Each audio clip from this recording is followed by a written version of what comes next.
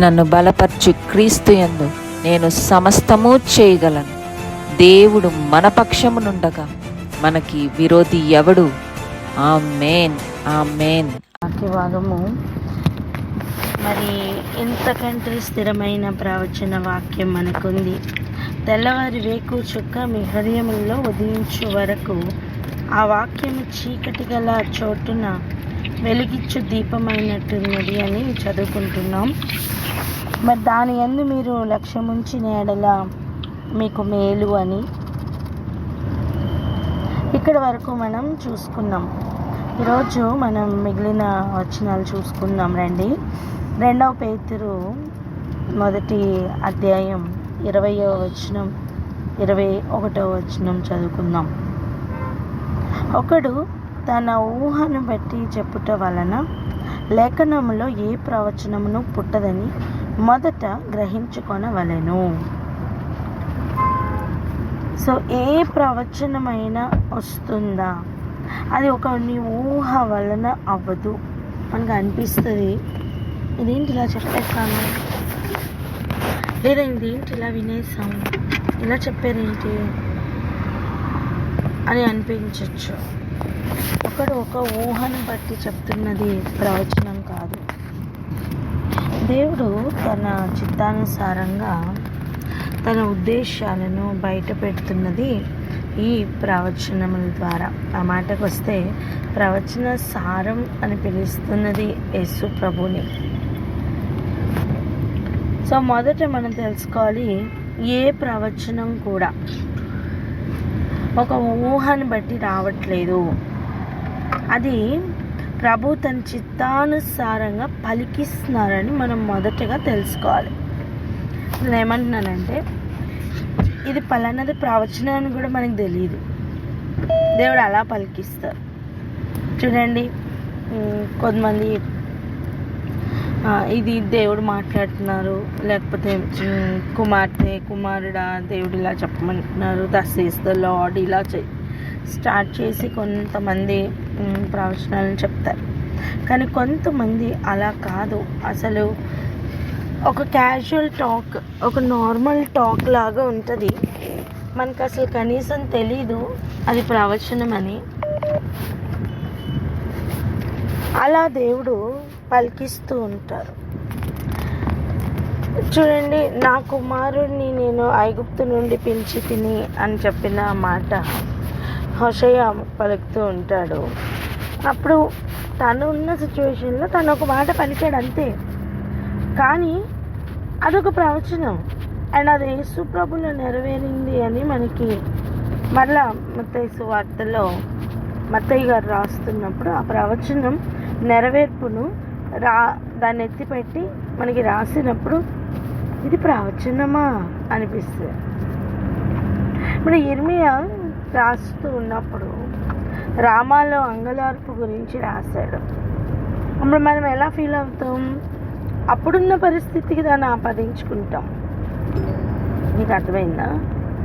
రామాలో అంగలార్పు గురించి ఇర్మియా రాస్తున్నప్పుడు మనం ఏమనుకుంటామంటే, అప్పుడున్న పరిస్థితులు ఎలా ఉన్నాయంటే, నెబుకద్నెజర్ రాజు వచ్చి మొత్తం ఆ దేశంని కొల్లగొట్టి సొమ్మంతా తీసుకుని వెళ్ళిపోతూ ఉన్నప్పుడు మరి అక్కడున్న పరిస్థితుల్ని బట్టి విలాపమేమో అనిపిస్తుంది. కానీ ఆయన చెప్పిన మాట నెరవేర్పు యేసు ప్రభు వారు పుట్టినప్పుడు 2 సంవత్సరాల లోపల పిల్లల్ని చంపేస్తే అందరూ ఏడ్చారు చూసారా, అక్కడ నెరవేరిందని చూపించారు. అందమైందా? సో ఈరోజు మన చుట్టూ జరుగుతున్న విషయాలు ఏవి కొత్తవి కాదంటున్నా నేను. ఎలాగైతే గ్రంథపు చుట్టలో పలికారో, గ్రంథపు చుట్టలో రాయించారో, దేవుడు మన పట్ల జరుగుతున్న ఒక్కొక్క కార్యమును ఆల్రెడీ పలికించి ఉంటారు. ఆమేన్. ఒకడు తన ఊహను బట్టి ఎవరు పలకరు. దట్టు దేవుడు ఒక ప్రవచనం లేకుండా ఏ కార్యము చేసినట్టు మనకు కనపడట్లేదు. ఒక విడుదల, ఒక విమోచన ఉంది అంటే అది ఆయన మరలా ప్రవచించి పలికించి నెరవేర్చి చూపించి మరలా దానిని ఇది ప్రవచనం, ఇది నెరవేర్పు అని చూపిస్తూ ఆయన నామంనకు మహిమ తెచ్చుకుంటున్న దేవుడు. ఆమేన్. ఇప్పుడు అనేక ప్రవచన వాక్యాలు మనకు ఉన్నాయి, ఇంకా ప్రవచన వాక్యాలు ఉన్నాయి. ఈ ప్రవచన వాక్యమును చదువువాడైనను, గ్రహించువాడైనను, లేదా దాన్ని చదువుకుని దాని ప్రకారం నడుచువాడు ధన్యుడు అట. అలా అని మనం ప్రకటన గ్రంథంలో చదువుకుంటున్నాం. సో ఎవ్రీ ఏరియాలో ప్రవచనాన్ని గుర్తుపట్టే అనుభవాన్ని అడుక్కుందాం. ఒకటి, ఆయన ఏ ప్రవచనం కూడా దేవుని చిత్తానుసారంగా తప్ప ఒకడు ఊహను బట్టి పలకట్లేదు. అయితే కొన్ని అలా పలికిస్తారు దేవుడు, కానీ అది మనకి ప్రవచనం అని కూడా తెలియదు. కొన్ని అయితే అసలు నెరవేరుతున్నట్టు కూడా తెలియదు, తెలుసా? కానీ దేవుడు మాత్రం, పరిశుద్ధాత్ముడు ఆ రిలేషన్ చూపించి, అదిగో అప్పుడు పలకబడిన మాట ఇదిగో ఇప్పుడు నెరవేర్పు అని చూపిస్తే మనం గుర్తుపట్టగలుగుతాం. ఇదే మనం లాస్ట్ టైం ఒకసారి చెప్పుకుంటూ ఉన్నాం, గుర్తుందా? నూతన నిబంధన స్టార్టింగే ప్రవచనాల నెరవేర్పుకు కన్నులు తెరవబడుతున్నాయి. ఒక న్యూ రెల్మ్ ఓపెన్ అవుతుంది నాన్న. పరిశుద్ధాత్ముడు ఆయనకి సాక్షులుగా ఉండడానికి ఒక జనాంగమును నూతన నిబంధనలు లేపుకుంటున్నారు. వీరు ప్రవచనంను మాత్రం కాదు, ప్రవచన నెరవేర్పును గుర్తుపట్టే జనాంగం. ఇప్పుడు అది చాలా ప్రాముఖ్యం. ఎందుకు తెలుసా? ఈ అంత్య దినాల్లో సత్యవాక్యము యొక్క నెరవేర్పు తెలిస్తేనే, గుర్తుపడితేనే సూచనలు గుర్తుపట్టుట సాధ్యం. ఆయన దొంగ వలె వస్తారు, నిజమే. కానీ ఆయన బోలెడన్ని ప్రవచన వాక్యాలందరూ రాయించారు. అవన్నీ మన చుట్టూ నెరవేరుతూ ఉంటాయి. అప్పుడు మనం దాన్ని బట్టి గుర్తుపడుతూ ఉంటాం. దేవుడు చాలా గొప్ప కార్యములు వింతైన తనదైన స్థాయిలో, తనదైన శైలిలో జరిగిస్తున్నారు. అందులో ఒకటి ఈ ప్రవచన నెరవేర్పు. 10 మంది రాజులు ఆ మృగంనకు ఉంటారు, అది ప్రవచనం. యుద్ధ సన్నాహ దినములో యవనులైన వారిలో శ్రేష్ఠులు ఇష్టపూర్వకంగా అరుణోదయ గర్భం నుండి వస్తారు, అది ప్రవచనం. అవి నెరవేరబోతున్నాయి. దాని కొరకే ఆయన యవనులు తప్పక తట్టులుతారు అని వాక్యం ఉంటుండగానే యవనుల్లో శ్రేష్ఠులు ఆయన వైపు యుద్ధ సన్నాహ దినం కోసం సిద్ధమయ్యేటట్టు తయారు చేసుకుంటున్నారు. అది ప్రవచన నెరవేర్పు. రెండు ఉన్నాయి, గుర్తుపట్టాలి. ఎలా సిద్ధమవుతున్నాం, ఏ విధంగా రెడీ అవుతున్నాం మనం తెలుసుకోవాలి.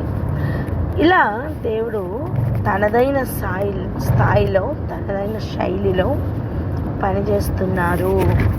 ఎవరు గుర్తుపట్టగలరు, ఎవరు దానిని ఇంటర్ప్రిట్ చేసుకోగలరు అంటే దేవుడు అనుగ్రహిస్తే తప్ప ఆ జ్ఞానం మనకి రాదు. చూడండి, ఒకరి ఊహను బట్టి ఎవరు ప్రవచనం పలకరు అన్నప్పుడు, పలకడమే దేవుడు అంత సీరియస్గా తీసుకుంటే నెరవేర్పు ఇంకెంత సీరియస్గా ఉంటుంది? ఎంత సీరియస్గా ఉంటుందో చెప్పనా? మత్తయి సువార్త 2వ అధ్యాయంలో చూడండి, ప్రవక్త పలికిన ప్రకారం ఈలాగు జరిగెను అనే మాట అనేక సార్లు రిపీట్ అవ్వడం చూస్తాం.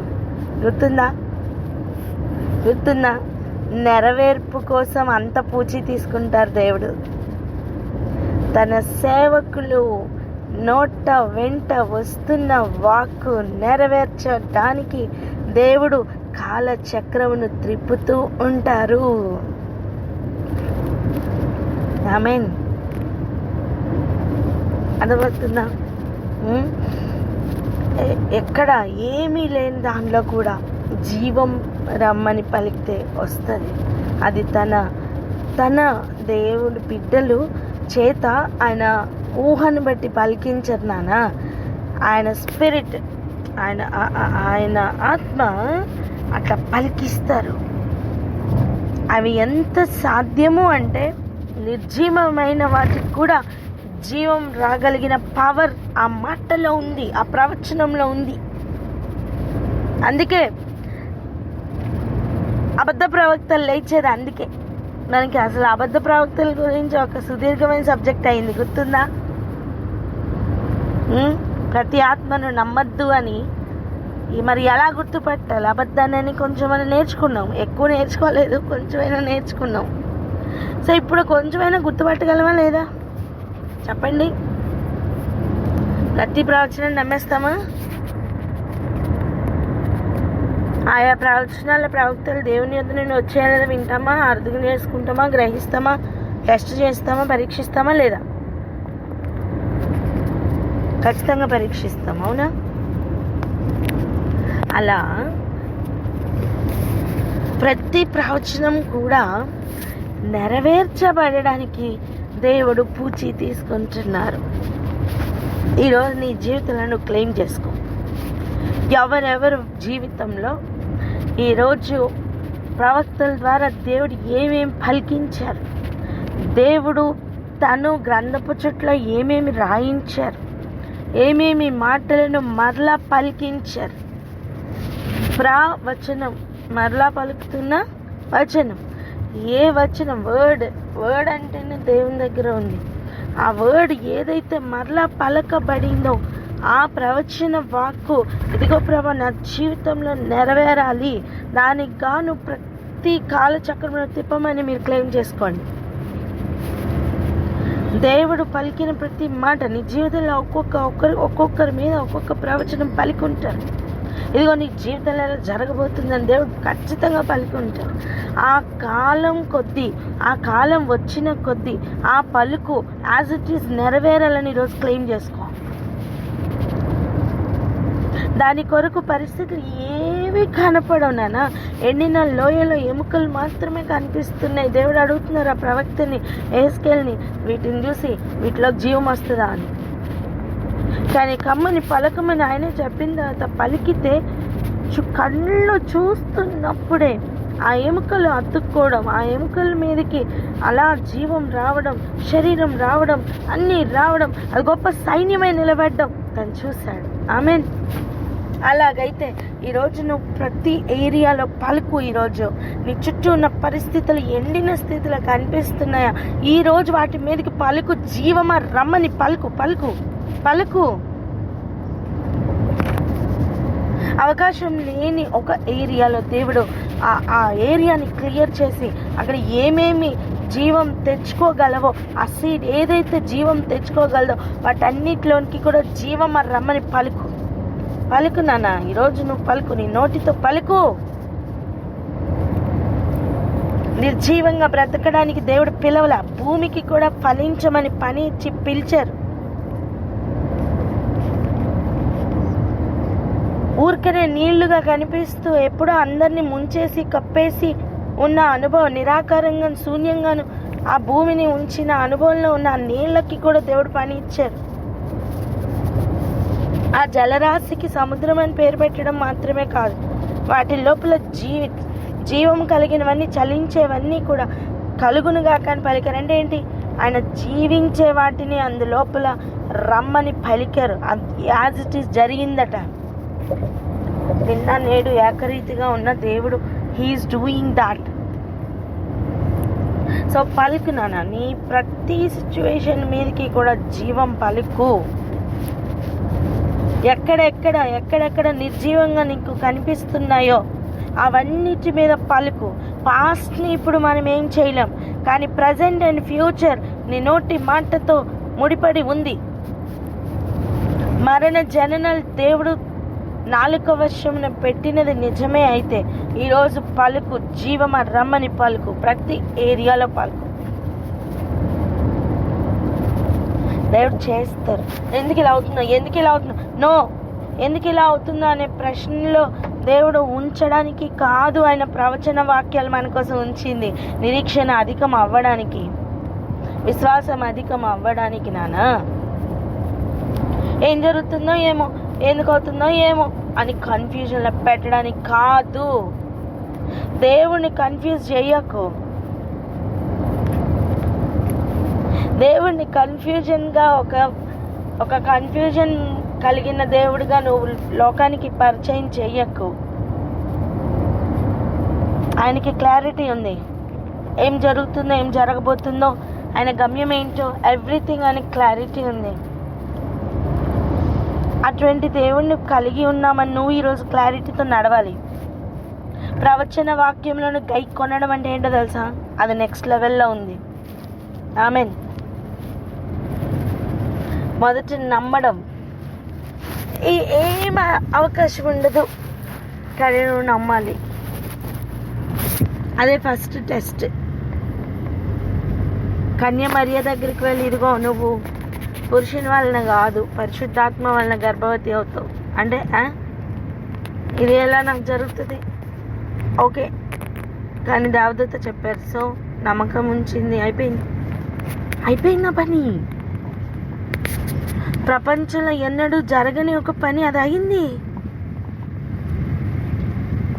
ప్రవచన వాక్యమును గై కొనడం నూతన నిబంధనలో ఇంకొక లెవెల్లో చూపించారంటున్నా నేను. అండ్ ప్రవచన వాక్యాల నెరవేర్పు ఇంకో లెవెల్లో చూపించారండి.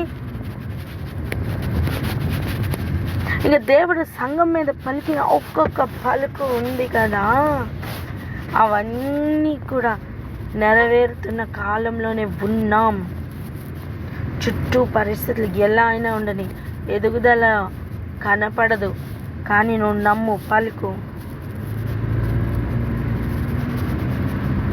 నరములు మాత్రం వచ్చి ఉన్నాయా, దాని మీద పలుకు. ఫ్లష్ ఏమీ కనపడట్లేదా, వాటి మీద జీవమ రమ్మనే పలుకు. పలకబడిన ఒక్కొక్క ప్రవచన వాక్యం నెరవేర్చడానికి పూచి తీసుకుంటున్న సామాన్యులు కాదు, పరిశుద్ధాత్మ దేవుడు. పలికించిన దేవుడే నెరవేర్చుటకు కూడా పూచి తీసుకుంటున్నారు. ఆయన నెరవేరుస్తున్న లెవెలే వేరు. సందేహపడు వారి మధ్యలో ఆయన ఏ పని చేయలేరు. కఠినమైన హృదయం కలిగిన వారి మధ్యలో ఆయన ఏం చెయ్యరు. వారి హృదయ కాఠిన్యమును బట్టి ఆయన ఇక ఏమీ చెప్పకుండా వెళ్ళిపోయారు అని వాక్యంలో రాసి ఉంది. మన హృదయ కాఠిన్యం ఆయన నెరవేర్పును ఆపకూడదు. ఎక్కడ హంబుల్ అవ్వమని దేవుడు చెప్తున్నారు, అక్కడ హంబుల్నెస్ చూపించాలి. వాక్యంకు లోబడడం అనేది వేరే లెవెల్లో ఉంది. ఎప్పుడైతే మనం దానికి లోబడతామో పరిస్థితులన్నిటినీ కూడా దేవుడే మార్చుకొని ఆయన వచనం నెరవేర్చబడినట్లుగా అనుగ్రహిస్తారు. నాన్న, ఈరోజు దీన్ని ప్రాక్టీస్ చేద్దామా? ఒక అబద్ధాన్ని నమ్మాం కదా, ఒక సత్యమును నమ్మడానికి ఈరోజు డేర్ చేద్దామా?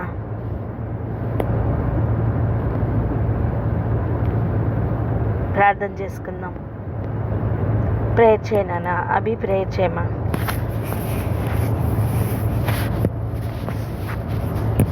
ప్రార్థన చేసుకుందామండి.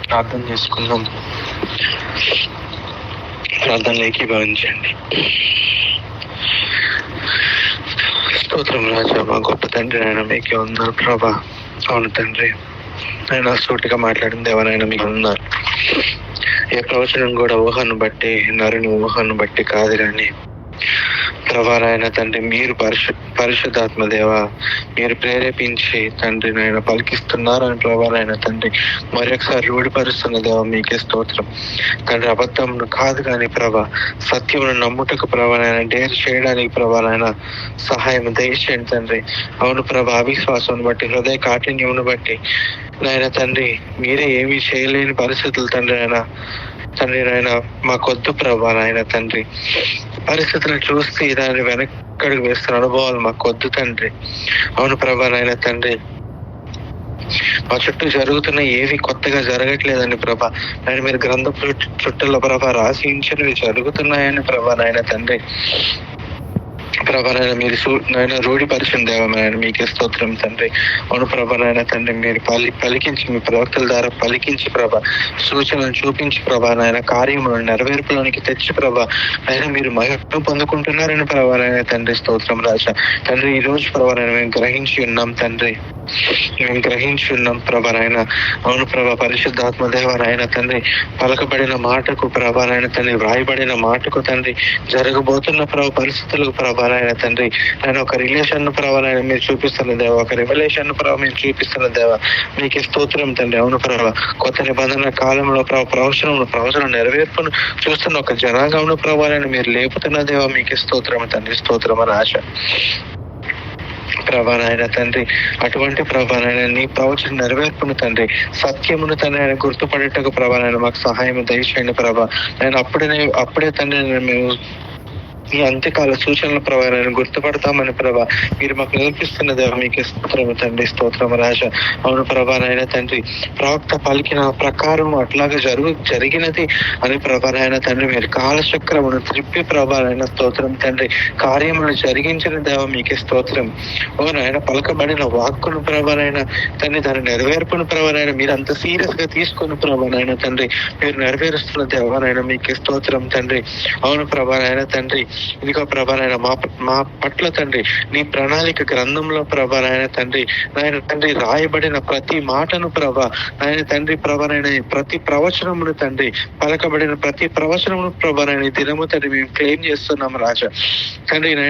నాయన ఎండని ఎముకలే ఉన్నను ప్రభా నాయన తండ్రి, ఎటువంటి ఆశాజనకమైన పరిస్థితులు లేనప్పటికీ, ఎటు తోచని ప్రభా పరిస్థితులు ఉన్నప్పటికీ ప్రభా నాయన తండ్రి, తల ఎత్తలేని పరిస్థితులు ఉన్నప్పటికీ ప్రభా నాయన తండ్రి, జీవము ఏమాత్రము తండ్రి నాయన ఒక్క జాడలో కూడా ప్రభా కనపడిన పరిస్థితుల్లో ప్రభా నాయన ఇదిగో తండ్రి నాలుకకు ప్రభా నాయన జీవ మరణములు తండ్రి వశం చేసిన దేవ, జీవించి వాటిని పలికించిన దేవ, నాయన జీవించి వాటిని పిలిచిన దేవ, ఇదిగో ప్రభా నాయన తండ్రి మీరు విడుదల చేసిన ప్రవచనం బట్టి నాయన తన ప్రతి పరిస్థితి పైన ప్రభారైన జీవమును ప్రభారైన రమ్మని ప్రభారైన మేము పిలుస్తున్నాం తండ్రి.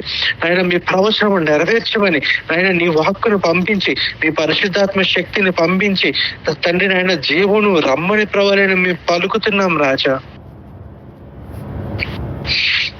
ప్రతి ప్రవచన వాక్యము తండ్రి చుట్టూ ముట్టి ఉన్న ప్రతి పరిస్థితిని ప్రభా, చల్లా చెదిరైపోయిన ఎముకల గూడును సైతం ప్రభా నాయన సరిచేసి, నరములను మాంసమును రక్తనాళములను తండ్రి జీవమును కూడా ప్రభా నాయన రప్పించి మహా సైన్యముగా నిలబెట్టిన దేవ, మీకు స్తోత్రం. అటువంటి అద్భుత కార్యములు ప్రతి ఒక్కరి జీవితంలో జరిగించమని. అవును తండ్రి, విశ్వాసం కలిగి నాయన నమ్ముచున్నాను, అపనమ్మకం కలగకుండా సహాయం చేయమని ప్రభా. ఆ దినము తండ్రి నాయన తండ్రి ఆ మూగదైన చెవిటి దయ్యం పట్టిన ఆ పిల్లవాని తండ్రి ఎట్లయితే వేడుకున్నాడో, అవును తండ్రి చుట్టుముట్టి ఉన్న పరిస్థితులను చూస్తే నమ్మకమే లేని జీవమే లేని పరిస్థితులు ఉండవచ్చు, కానీ ఓ దేవా పరిశుద్ధాత్మ శక్తిని నమ్ముచున్నాం, విశ్వాసమును పుట్టించి కొనసాగిస్తున్న దేవ, ప్రతి పరిస్థితుల్లో ప్రతి ఒక్కరి జీవితంలోని ప్రతి ఒక్క పరిస్థితుల్లోనూ ప్రభా నేను జీవమును ప్రకటిస్తున్నాం తండ్రి, జీవమును ప్రకటిస్తున్నాం ప్రభా. స్తోత్రం తండ్రి. సర్వశక్తి కలిగిన యేసుక్రీస్తు వారి నామములో అడిగి పొందుకొని ఉన్న మా ప్రియ పరలోకపు తండ్రి. ఆమేన్. ఆమేన్. ఆమేన్. ఆమేన్. Praise lord.